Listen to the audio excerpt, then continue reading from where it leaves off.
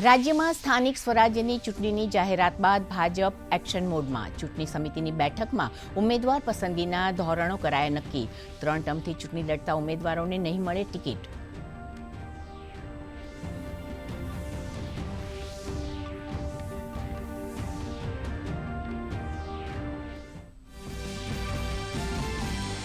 ચાર રાજ્યો અને એક કેન્દ્રશાસિત પ્રદેશમાં ઝંઝાવાતી પ્રચાર.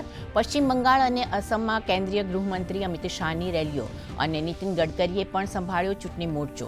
કોંગ્રેસ નેતા રાહુલ ગાંધીનો અસમમાં તો પ્રિયંકા ગાંધીનો કેરળમાં, તિરુવનંતપુરમ અને કોલમમાં પ્રચાર.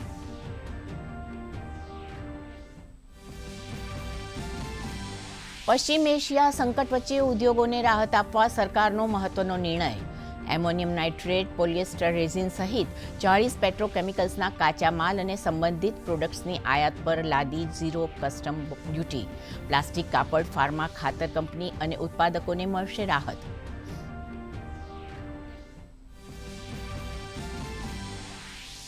અમેરિકન રાષ્ટ્રપ્રમુખ ડોનાલ્ડ ટ્રમ્પે આગામી 2 થી 3 અઠવાડિયામાં ઈરાન પર ભીષણ હુમલાઓનું આપ્યું અલ્ટિમેટમ.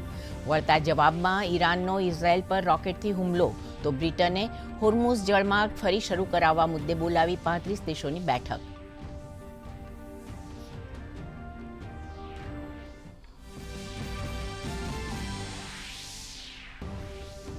ડોલર સામે રૂપિયાનું મૂલ્ય મજબૂત થતાં શેર બજારમાં રિકવરી.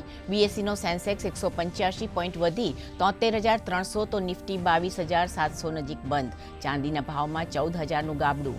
ક્રૂડ ઓઇલના ભાવમાં વધારો.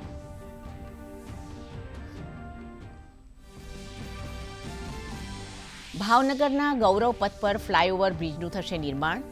મુખ્યમંત્રી ભૂપેન્દ્ર પટેલે દેસાઈનગરથી વર્તેજ સુધીના 4.75 કિલોમીટર લાંબા બ્રિજને આપી સૈદ્ધાંતિક મંજૂરી. ₹533 કરોડના ખર્ચે નિર્માણ પામનાર આ 4 લેન બ્રિજ બનશે સૌરાષ્ટ્રનો સૌથી લાંબો અને કેબલ સ્ટ્રેટ આઇકોનિક સ્પાન ધરાવતો બ્રિજ. 2 સાયક્લોનિક સર્ક્યુલેશન અને વેસ્ટર્ન ડિસ્ટર્બન્સને કારણે રાજ્યમાં 4 એપ્રિલ સુધી કમોસમી વરસાદની શક્યતા. કચ્છના વાતાવરણમાં આવ્યો પલટો. કચ્છના ભુજ, મિર્જાપુર, સુખપર અને માનકુવામાં વરસાદ. સૌરાષ્ટ્રના દરિયાકાંઠાના વિસ્તારોમાં પણ એલર્ટ જાહેર.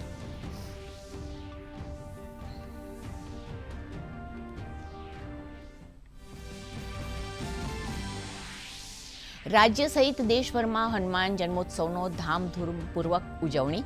સાળંગપુરમાં સુવર્ણ વાઘા સાથે દાદાને મનમોહક શણગાર. પ્રધાનમંત્રી અને ગૃહમંત્રીએ હનુમાન જયંતીની પાઠવી શુભેચ્છાઓ. તો ચૈત્રી પૂનમ નિમિત્તે અંબાજી અને બહુચરાજીમાં ઉમટી ભક્તોની ભારે ભીડ. અને ખેલો ઇન્ડિયા રાષ્ટ્રીય સ્પર્ધા 2026માં ગુજરાતનું શાનદાર પ્રદર્શન. કિક બોક્સિંગ સ્પર્ધામાં 4 ગોલ્ડ મેડલ્સ અને 4 સિલ્વર મેડલ સાથે હાંસલ કર્યા 8 મેડલ્સ.